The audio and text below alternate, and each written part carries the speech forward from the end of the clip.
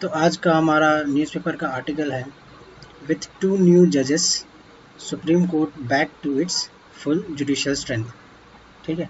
सो दो नए जजेस सुप्रीम कोर्ट में अपॉइंट किए गए हैं प्रेसिडेंट के द्वारा। उसमें से एक है एन कोटेश्वर सिंह जो कि है मणिपुर से, एंड दूसरे जो हैं वह जस्टिस आर महादेवन जो कि तमिलनाडु से बिलोंग करते हैं। ठीक है। तो उनको अपॉइंट किसने किया है? तो प्रेसिडेंट द्रौपदी मुर्मू ने ट्यूसडे को अपॉइंट किया था। ठीक है। इसी के साथ सुप्रीम कोर्ट अपने अब फुल स्ट्रेंथ पे आ चुकी है। ठीक है। सो जानते हैं कि सुप्रीम कोर्ट का स्ट्रेंथ होता कितना है एक्चुअली में। तो सबसे पहले सुप्रीम कोर्ट का टोटल स्ट्रेंथ जो होता है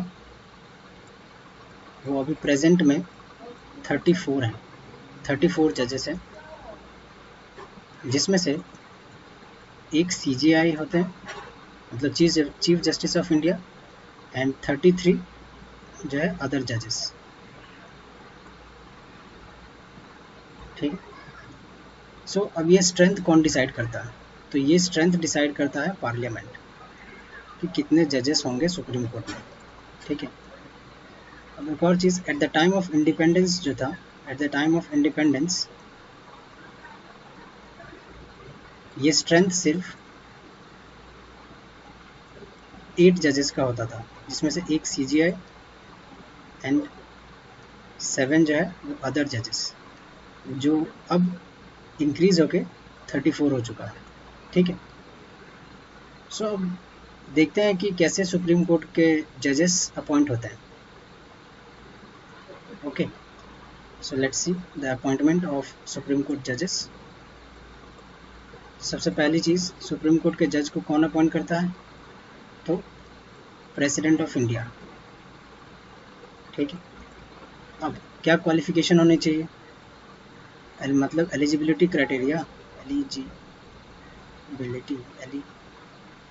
सॉरी सो एलिजिबिलिटी क्राइटेरिया क्या है? एज ए मतलब सुप्रीम कोर्ट का जज बनने के लिए एलिजिबिलिटी क्राइटेरिया क्या था? सबसे पहला है कि सिटीजन ऑफ इंडिया होना पड़ेगा।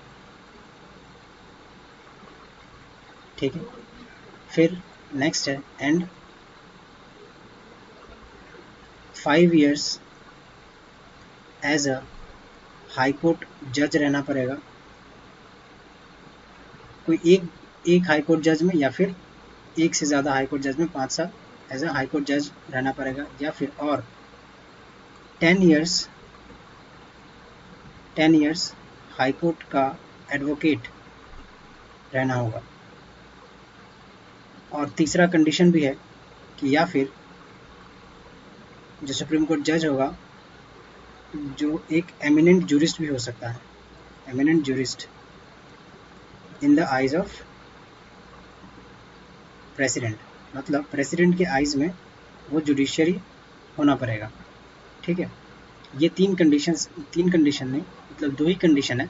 या तो सिटीजन ऑफ इंडिया होना पड़ेगा, और सिटीजन ऑफ इंडिया उसके साथ 5 years ऑफ हाई कोर्ट जज, या फिर 5 years ऑफ हाई कोर्ट जज नहीं है तो ये हो सकता है, या फिर अगर ये भी होगा तो चलेगा। ठीक है। ये सब चीज़ें सुप्रीम कोर्ट के जज के लिए क्वालिफिकेशन, ये सब होना पड़ेगा सुप्रीम कोर्ट के जज के क्वालिफिकेशन के लिए। अब एक चीज़ रह गई है जो है, हम सुप्रीम कोर्ट कर रहे हैं, तो ये सुप्रीम कोर्ट एक्चुअली मतलब इसका मतलब क्या है? ठीक है। सो सुप्रीम कोर्ट अपना सुप्रीम कोर्ट जो है वो हाईएस्ट अपीलिंग अथॉरिटी है इंडिया में, हाईएस्ट अपीलिंग अथॉरिटी है इंडिया में। ठीक है। हाईएस्ट अपीलिंग अथॉरिटी है। इसके नीचे होता है हाई कोर्ट, फिर उसके बाद सबऑर्डिनेट कोर्ट्स। ठीक है। मतलब इंडियन जुडिशियरी जो है वो एज ए सिंगल यूनिट काम करती है, बट हायरार्किकली ऑर्गेनाइज्ड होती है। मतलब टॉप पे सुप्रीम कोर्ट होंगे, मतलब सुप्रीम कोर्ट ने जो फैसला दे दिया उसको फिर हाई कोर्ट में अपील नहीं किया जा सकता। बट हाई कोर्ट के अगेंस्ट अगर किसी को हाई कोर्ट का जजमेंट सही नहीं लगता है तो वो फिर सुप्रीम कोर्ट में अपील कर सकता है। वैसे ही सबॉर्डिनेट कोर्ट का जजमेंट अगर किसी को अच्छा नहीं लगता है तो पहले हाई कोर्ट में अपील करेगा और फिर हाई कोर्ट के बाद सुप्रीम कोर्ट में। Supreme court is the means highest appealing authority in India. ठीक है, इसी के साथ थैंक यू।